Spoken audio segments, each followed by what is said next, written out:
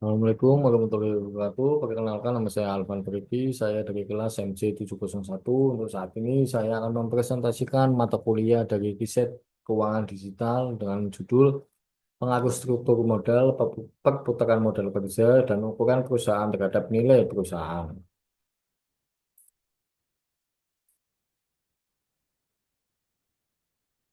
Abstrak. Penelitian ini bertujuan untuk memperoleh bukti empiris mengenai pengaruh struktur modal perputaran modal kerja dan ukuran perusahaan terhadap nilai perusahaan. Penelitian ini difokuskan pada perusahaan subsektor properti dan real estate yang terdaftar di Bursa Efek Indonesia periode 2014-2018. Populasi dalam penelitian ini adalah seluruh seluruh perusahaan subsektor properti dan real estate yang terdaftar di Bursa Efek Indonesia. Populasi dalam penelitian ini adalah seluruh perusahaan subsektor, properti, dan real estate yang terdaftar di Bursa Efek Indonesia sebanyak 54 perusahaan. Jumlah observasi dalam penelitian ini adalah sebanyak 130 laporan tahunan perusahaan dengan 26 sampel penelitian yang diperoleh dengan metode non-probability sampling, yaitu teknik purposive sampling. Jenis data ini digunakan adalah data panel yang merupakan gabungan dari data time series dan cross section. Teknik analisis yang digunakan dalam penelitian ini adalah analisis regresi linear berganda. Hasil analisis menunjukkan bahwa secara parsial ketiga variabel independen, yaitu struktur modal, perputaran modal kerja, dan ukuran perusahaan berpengaruh signifikan terhadap nilai perusahaan. Secara simultan, struktur modal, perputaran model kerja dan ukuran perusahaan berpengaruh signifikan terhadap nilai perusahaan. Nilai adjustment R square sebesar 32,15% dan nilai perusahaan pada perusahaan subsektor properti dan real estate yang terdaftar Bursa Efek Indonesia dapat dijelaskan oleh seluruh modal perputaran modal kerja, dan sedangkan sisanya sebesar 67,85% dipengaruhi oleh variabel lain yang tidak diteliti dalam penelitian ini. Kata kunci struktur modal, ukuran perusahaan, volume usaha, dan perputaran modal kerja. Latar belakang. Berkembangnya pasar modal Indonesia masih belum bisa menandingi banyak investor yang berinvestasi pada investasi yang tidak memiliki bentuk fisik. Tren investasi yang selalu berkembang dicari oleh masyarakat Indonesia, baik yang tua maupun yang muda. Salah satunya yaitu investasi yang dapat dalam bentuk tanah atau properti. Berbagai dari investasi pada pasar modal, investasi pada properti dinilai lebih aman dibanding dengan investasi pada pasar modal atau saham. Hal tersebut mengakibatkan industri pada sektor properti dan real estate terus berkembang pesat, dan semakin banyak perusahaan yang ikut andil dalam pemanfaatan peluang tersebut. Investasi dalam bentuk tanah ataupun bangunan merupakan investasi yang dianggap aman karena memiliki fisik. Faktor lain yang menjadikan properti sebagai sasaran utama investasi yaitu harganya yang selalu naik. Harga yang selalu naik ini membuat pihak banyak bergiat untuk berinvestasi pada properti karena dapat memperkirakan keuntungan yang akan diperoleh. Properti dan real estate merupakan salah satu subsektor di Indonesia yang memiliki peran penting dalam pembangunan ekonomi negara.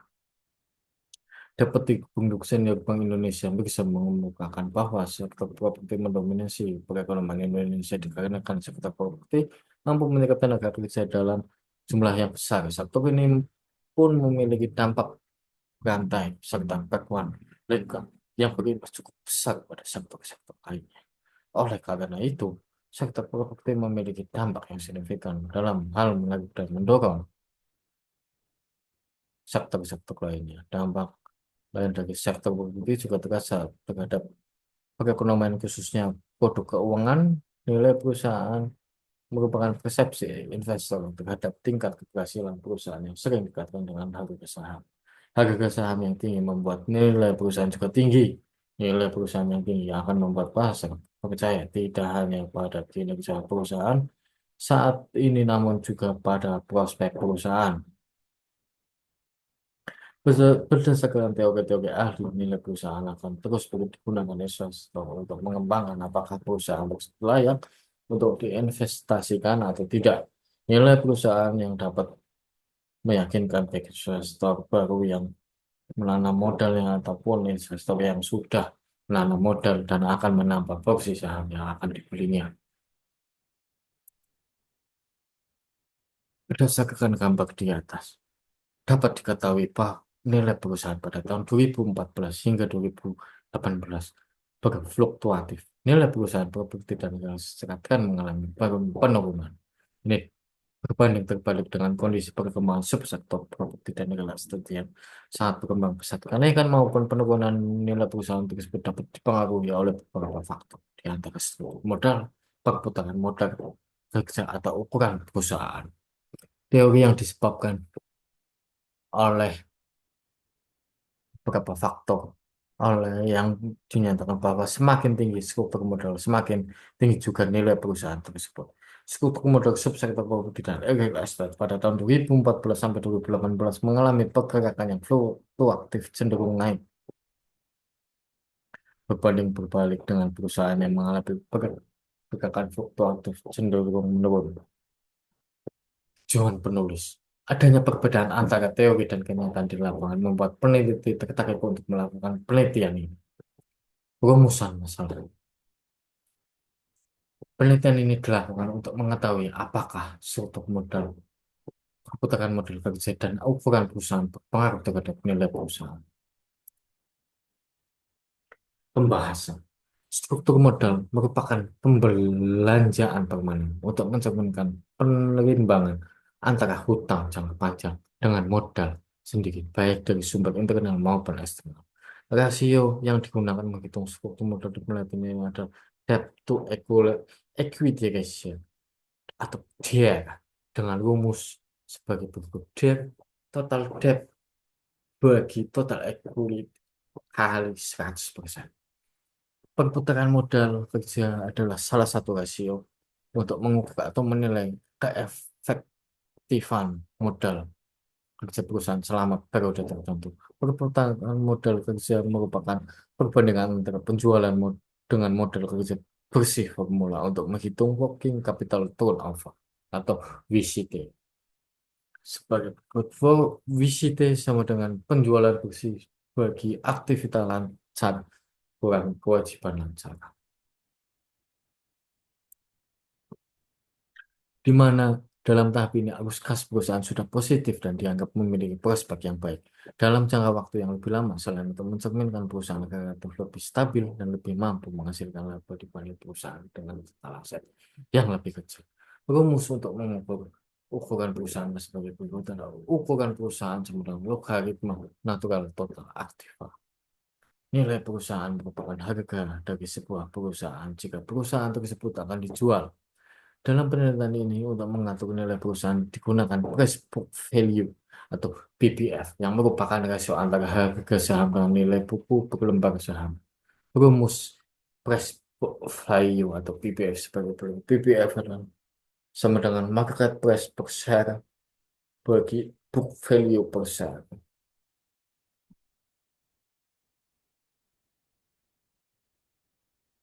Metode. Metode penelitian dilakukan dengan kuantitatif.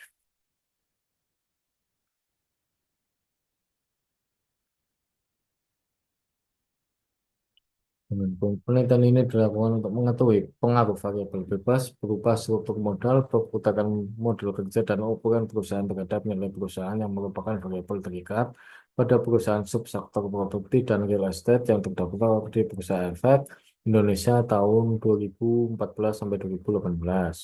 Penelitian menggunakan data panel, yaitu gabungan dari tim series dan data proseksional karena membandingkan antara perusahaan pada seluruh perusahaan subsektor properti dan real estate yang terdaftar di Bursa Efek Indonesia selama 5 tahun. Data yang digunakan adalah data sekunder yang didapat dari situs resmi Bursa Efek Indonesia, yaitu www.idx.co.id, yang berupa laporan keuangan yang sudah diaudit. Dan annual report perusahaan informasi lainnya yang didapat oleh peneliti diperoleh dari buku, internet, makalah, dan jurnal keuangan yang menyangkut dengan objek yang diteliti oleh peneliti. Populasi dalam penelitian ini adalah seluruh perusahaan sektor properti dan real estate yang terdapat di Bursa Efek Indonesia yang berjumlah 54 perusahaan. Teknik no probability sampling dalam penelitian ini adalah purposive sampling sampel dari penelitian ini sebanyak 26 perusahaan dan jumlah observasi adalah 130 karena penelitian dilakukan selama kurun waktu 5 tahun. Teknik analisis data yang digunakan adalah analisis deskriptif regresif.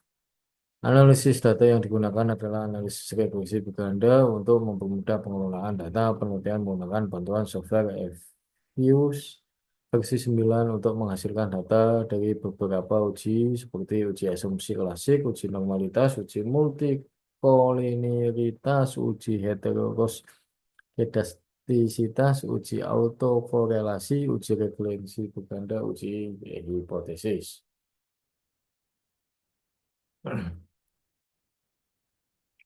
Hasil.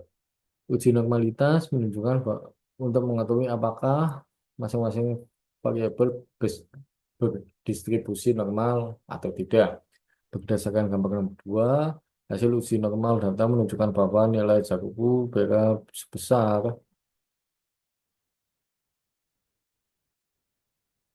sebesar 10,84557 lebih besar dari 2 dan nilai probabilitas sebesar 0,004415 lebih kecil dari tingkat keliruan yaitu 0,05 atau 5%. Dapat disimpulkan bahwa penelitian menunjukkan model regresi tidak berdistribusi normal jika ukuran observasi bisa melebihi dari 100 sampel, maka dapat mengabaikan hasil dari uji normalitas data. Uji multikolinialitas dilakukan dengan menggunakan VIF dengan kriteria jika nilai VIF suatu variabel bebas lebih kecil dari 10, maka dapat disimpulkan bahwa variabel bebas tersebut terjadi multikolinialitas. Berdasarkan tabel nomor 1, dapat diketahui bahwa nilai Centered Variance Inflation Factor atau VIF menunjukkan nilai masing-masing variabel tidak lebih dari 10 atau kurang dari 10. Dapat disimpulkan bahwa tidak ada multikolinialitas antara variabel independen dalam model regresi. Penelitian menggunakan uji Wade dan hasil uji heteroskedastisitas sebagai berikut. Tabel 2 menunjukkan nilai probabilitas observer yang dihasilkan sebesar 42,81200 atau probability square 0,5680 dibandingkan dengan tingkat signifikan 0,05, maka 0,5680 lebih kecil dari 0,05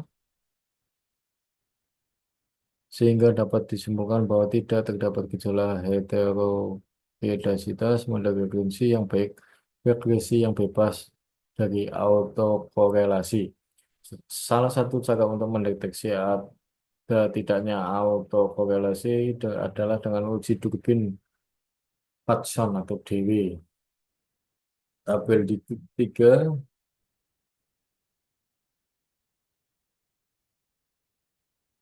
hasil autokorelasi menunjukkan bahwa nilai Durbin Watson dewa atau sebesar 1,972818, jumlah observasi N sama dengan 130, jumlah variabel penelitian K 3 dan tingkat signifikan 0,05 didapat nilai DL 1,6131, nilai DU 1,17364 dan nilai 4 DU 2,26 dibandingkan dengan nilai DW yang dihasilkan, maka diperoleh hasil bahwa DL kurang dari DW kurang dari 4 kurang DU atau 16131 kurang kurang dari 1,9728 kurang dari 2,2636. Dapat disimpulkan bahwa tidak ada autokorelasi pada variabel dependen. Metode analisis yang digunakan adalah analisis regresi data panel karena data yang digunakan merupakan gabungan cross section dan time series. Hasil perhitungan analisis regresi data panel disajikan dalam tabel berikut. Berdasarkan Berdasarkan hasil analisis regresi pada tabel 4, maka diperoleh suatu persamaan regresi sebagai berikut: Y 1,497004 plus 0,701327 X 1 plus 0,53147 X 2 plus 0,57418 X 3 plus Dari model referensi tersebut dapat dijelaskan bahwa satu nilai konstansa pada persamaan memiliki nilai sebesar 1,497004 jika variabel independen struktur model X1, perputaran model X2, dan ukuran perusahaan X3 dianggap konstan, maka besarnya variabel independen nilai perusahaan Y akan dinilai sebesar 1,497004. Konvergensi regresi struktur model sebesar 0,70137, artinya apabila perputaran model kerja dan ukuran perusahaan bernilai konstan atau nol, maka nilai perusahaan mengalami kenaikan besar sebesar 0,701327 setiap kenaikan struktur modal. Koefisiensi regresi perputaran modal sebesar 0,531475, artinya apabila struktur modal dan ukuran perusahaan bernilai konstan atau nol, maka nilai perusahaan mengalami kenaikan sebesar 0,531475 setiap kenaikan perputaran modal kerja. Koefisiensi regresi ukuran mengalami kenaikan sebesar 0,574184 setiap kenaikan ukuran perusahaan. Rancangan pengujian kecocokan model dengan menggunakan koefisien determinasi adjust R square. Pada intinya, bertujuan untuk mengukur seberapa jauh kemampuan model dalam menerangkan variasi variabel dependen. Hasil uji kecocokan model, tabel 3 menunjukkan bahwa nilai adjust R square sebesar 0,32159 atau 32,15%. Hasil tersebut menunjukkan variabel struktur modal, perputaran modal kerja, dan ukuran perusahaan memberikan kontribusi sebesar 32,15% terhadap nilai perusahaan, dan sisanya sebesar 67,8,5 disebabkan oleh variabel independen lainnya yang tidak dibahas dalam penelitian ini. Uji statistik F digunakan untuk menguji hubungan regresi secara simultan yang bertujuan untuk mengetahui apakah variabel independen secara bersama-sama memiliki pengaruh yang signifikan terhadap variabel independen. Hasil uji F disajikan dalam tabel sebagai berikut. Berdasarkan tabel 5 diperoleh nilai F itu 16,64336 dan F tabel sebesar 2,70, berarti F tabel lebih kecil.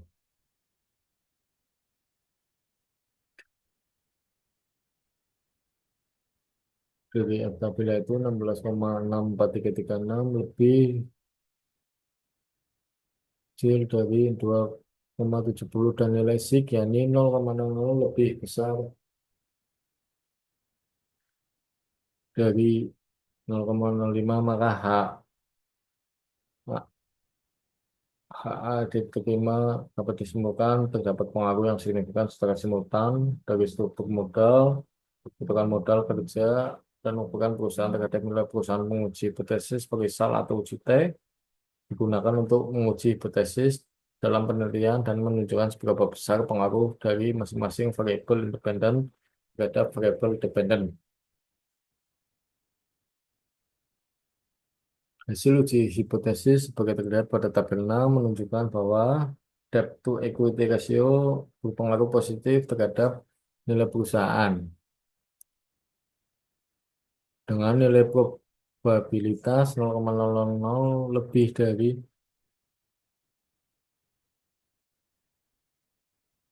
0,05. Hasil uji hipotesis sebagai terlihat pada tabel 6 menunjukkan bahwa working capital turnover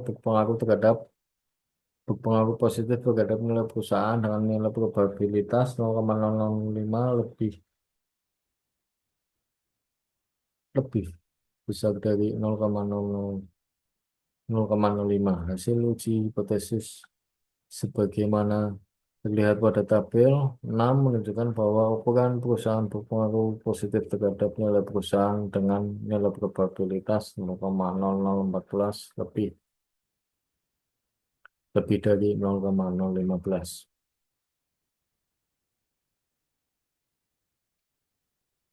Pembahasan.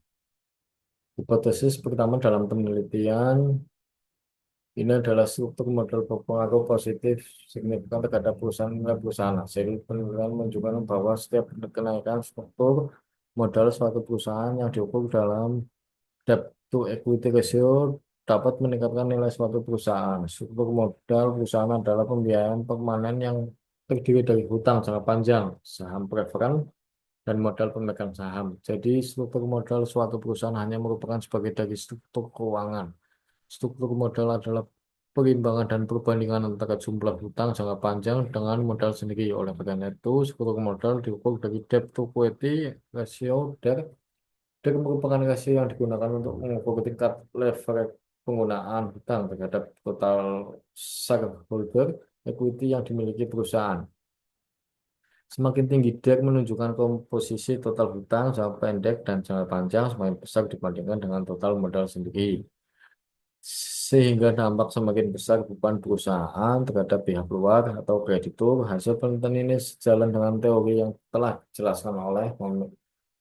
jelaskan dan memiliki area yang sama yaitu positif dan signifikan dengan penelitian yang dilakukan oleh Hasanah Hendarwati yang mendukung bahwa struktur model mempunyai pengaruh positif dan signifikan terhadap perusahaan.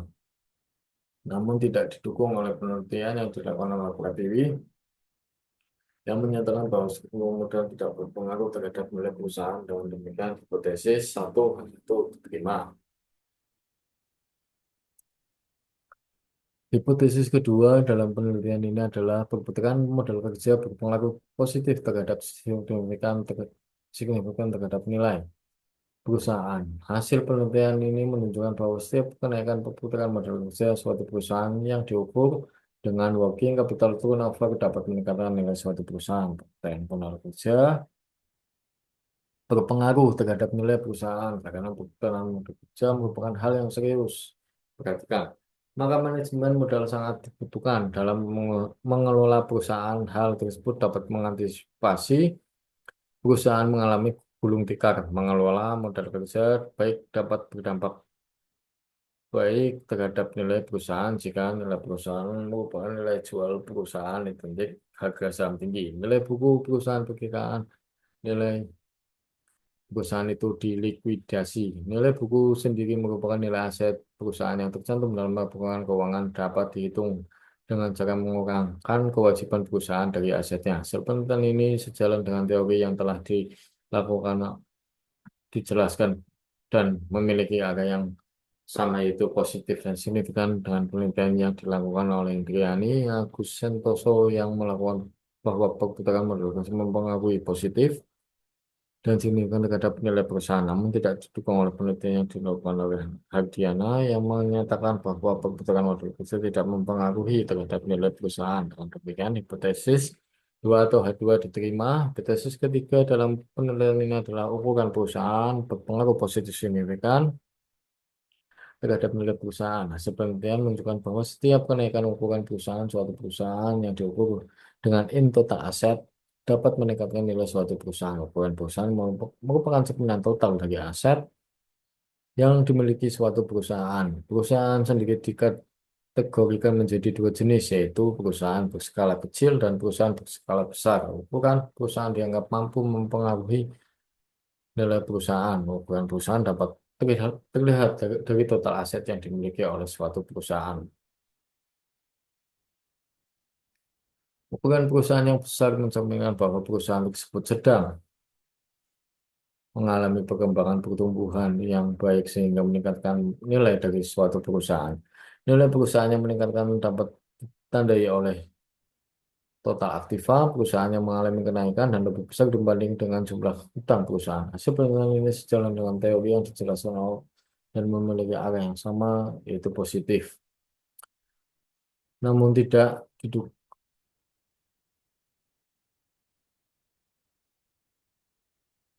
menyatakan bahwa tidak berpengaruh terhadap nilai perusahaan. Dengan demikian, hipotesis 3 H3 diterima. Hipotesis keempat dalam penilaian ini adalah struktur modal, perputaran modal, dan ukuran perusahaan berpengaruh positif signifikan terhadap nilai perusahaan. Hasil uji statistik F pada tabel 4 menunjukkan nilai F sebesar 16,64336 dengan tingkat signifikansi 0,00000 lebih kecil dari taraf signifikansi 0,05 atau 5%. Hasil uji statistik F menunjukkan bahwa struktur modal, perputaran modal kerja, dan ukuran perusahaan memiliki pengaruh signifikan terhadap nilai perusahaan. Dengan demikian, hipotesis 4 atau H4 diterima. Kesimpulan, berdasarkan hasil penelitian dan pembahasan yang telah dilakukan dan didukung oleh beberapa landasan teori, maka pada bab ini penelitian mengambil beberapa kesimpulan dari hasil penelitian sebagai berikut. Struktur modal secara parsial berpengaruh positif signifikan terhadap nilai perusahaan subsektor properti dan real estate periode 2014-2018. Jika posisi struktur modal berada di bawah titik optimal, maka setiap penambahan hutang akan meningkatkan nilai perusahaan. Perputaran modal bekerja secara parsial berpengaruh positif signifikan terhadap nilai perusahaan subsektor properti dan real estate periode 2014-2018. Mengelola modal kerja baik dapat berdampak baik terhadap nilai perusahaan jika nilai perusahaan ukuran perusahaan secara parsial berpengaruh positif signifikan terhadap nilai perusahaan subsektor properti dan real estate periode 2014 sampai 2018. Ukuran perusahaan yang besar mencerminkan bahwa perusahaan tersebut sedang mengalami perkembangan dan pertumbuhan yang baik sehingga meningkatkan nilai dari suatu perusahaan. Struktur modal, perputaran modal kerja untuk perusahaan secara simultan berpengaruh positif signifikan terhadap nilai perusahaan subsektor properti dan real estate periode 2014 sampai 2018. Ya, terima kasih untuk presentasi saya untuk mata kuliah riset keuangan digital. Assalamualaikum warahmatullahi wabarakatuh.